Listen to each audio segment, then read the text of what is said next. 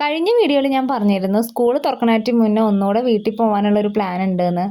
ഇന്ന് എന്തായാലും അതിനുള്ള ഒരു ഓഫർ കിട്ടിയിട്ടുണ്ട് കേട്ടോ. എൻ്റെ വീട്ടിലേക്കല്ല, എൻ്റെ അനിയത്തിയുടെ വീട്ടിലേക്ക് പോകാനാണ് പ്ലാൻ. അതിന് മുൻപ് പണികളൊക്കെ തീർത്ത് വെച്ചിട്ടുണ്ട് കേട്ടോ.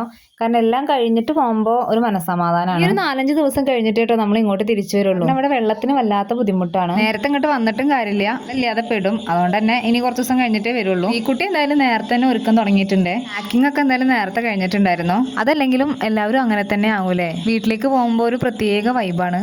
പാക്ക് ചെയ്യലും റെഡി ആവലൊക്കെ വളരെ പെട്ടെന്ന് തന്നെ കഴിയുകയും ചെയ്യും. തിരിച്ചു വരുമ്പോൾ ഈ സ്പീഡൊന്നും കാണാറില്ല കേട്ടോ. പോകുന്ന വഴിക്ക് നമ്മൾ ഏട്ടനൊരു കരിങ്ങാലിമാല വാങ്ങാൻ വേണ്ടിയിട്ട് ഒരു കടയിൽ കയറിയിരുന്നു. പോയ സ്ഥിതിക്ക് നമ്മൾ വെള്ളി കെട്ടിയ കുറച്ച് മാലയൊക്കെ നോക്കിയിരുന്നു. പിന്നെ അത് അവിടെ തന്നെ വെക്കുകയും ചെയ്തു. ഇതുവരെ വലിയ വിലയൊന്നും ഇല്ലാത്ത വെള്ളിക്കും ഇപ്പോൾ കുറച്ച് ഡിമാൻഡൊക്കെ കൂടിയിരുന്നു. പട്ടാമ്പിയിൽ എത്തിക്കഴിഞ്ഞാൽ പിന്നെ എൻ്റെ ദേവൂട്ടന് വല്ലാത്ത വിശപ്പ് കൂടുതലാണ് കേട്ടോ. അതുകൊണ്ട് തന്നെ നമ്മൾ ടേസ്റ്റിൽ കയറിയിട്ട് ഓരോ ബിരിയാണി കഴിക്കാമെന്ന് വിചാരിച്ചു. എനിക്ക് ഇവിടുത്തെ ബിരിയാണി ഭയങ്കര ഇഷ്ടമാണ്. വലിയ അലങ്കാരങ്ങളൊന്നും ഇല്ലാത്ത സിമ്പിൾ ഒരു ബിരിയാണി. കാണിച്ചു കൊടുത്തത് പോലെ ദേവൂട്ടി കഴിക്കൊന്നും ചെയ്യില്ല. ആ ചിക്കൻ പീസ് മാത്രമേ കഴിച്ചിരുന്നുള്ളൂ. പക്ഷെ ആ കാര്യത്തിൽ ശ്രീകുട്ടി സൂപ്പറാണ്. ബിരിയാണി കിട്ടിക്കഴിഞ്ഞാൽ അവൾ പിന്നെ പ്ലേറ്റ് ക്ലിയർ ആക്കി തരും കേട്ടോ. ചീരുമോക്ക് നമ്മളൊരു ബിരിയാണി വാങ്ങിയിട്ടുണ്ടായിരുന്നു.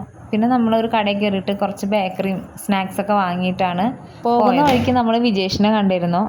ഇതാണ് കേട്ടോ അനിയത്തിയുടെ ഹസ്ബൻഡ്. ഇനി വീട്ടിൽ വന്നിട്ട് കാണാമെന്ന് പറഞ്ഞിട്ട് ഞങ്ങൾ നേരെ വീട്ടിലേക്ക് പോന്നു. വീട്ടിലെത്തുമ്പോഴേക്കും ദേവൂട്ടിയൊക്കെ ഉറങ്ങിയിട്ടുണ്ടായിരുന്നു. അവിടെ ചെന്നിരുന്ന് കുറച്ച് നേരം ഓരോ വർത്താനൊക്കെ പറഞ്ഞിട്ടിരുന്നു. ഫുഡൊക്കെ കഴിച്ച് വന്നുകൊണ്ട് തന്നെ അവള് നാളത്തേക്കുള്ള മീനൊക്കെ വൃത്തിയാക്കുമായിരുന്നു. പിന്നെ അവളുമായിട്ട് കുറച്ചു നേരം കത്തിയടിക്കണ നേരത്താണ് കേട്ടോ ബാക്കിൽ ഒരാൾ വന്നത്. വേറെ ആരുമല്ല, നമ്മുടെ ദേവൂട്ടി ഉറക്കത്തിന് നീറ്റ് വന്നതാണ്. ഇനി എന്തായാലും പുള്ളിക്കാരി ഇപ്പോഴൊന്നും ഉറങ്ങില്ല കേട്ടോ.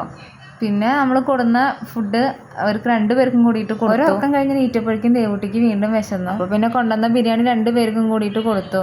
പിന്നെന്താ, കഴിച്ച പാത്രങ്ങളൊക്കെ കഴുകി വെച്ച് കുറച്ചധികം നേരം ഇന്ന് വർത്താനം പറഞ്ഞിട്ട് നമ്മൾ പോയി കിടന്ന് ഉറങ്ങിയിട്ടോ. അപ്പോൾ ഇന്നത്തെ കുഞ്ഞു വിശേഷം ഇത്രയേ ഉള്ളൂ.